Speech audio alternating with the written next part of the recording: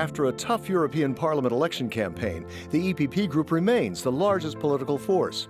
Roberta Metsola of the EPP family is re-elected Parliament President by a huge majority. And Ursula von der Leyen secures another term as European Commission President. So what comes next? The newly elected EPP Group vice presidents have laid out their plans for a new 5-year term, heading working groups on different issues.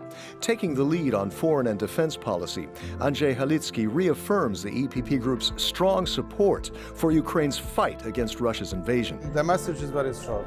We will stand by Ukraine. We will always support them politically, economically, and also on military field until the Ukrainians will achieve victory, because Russia is aggressor.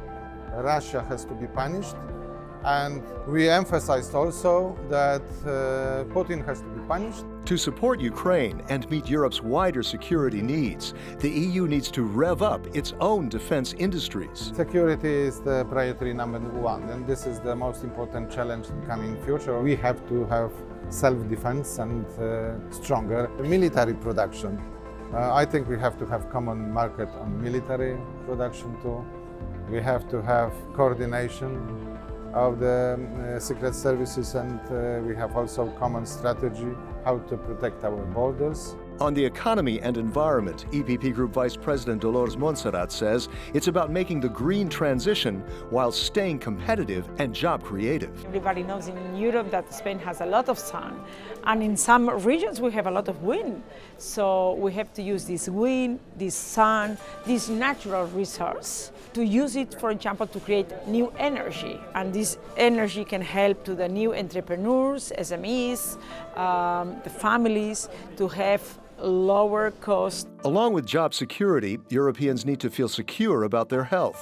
That's where the EPP Group wants to develop an EU health union, building on Europe's combined efforts that beat the COVID-19 crisis. We have to be prepared that we cannot be divided in 27 countries, that we have to create this European Union to harmonize all the health policies around the 27 countries. We can do it because we did it with the vaccines and with the COVID period, the pandemic. So now we can do it with cancer, with Alzheimer, with the rare disease, with the chronic disease. So let's do it. And how to pay for all of the above, plus funding for other priorities like farmers, regions, communications, and building skills for a brain gain instead of a brain drain.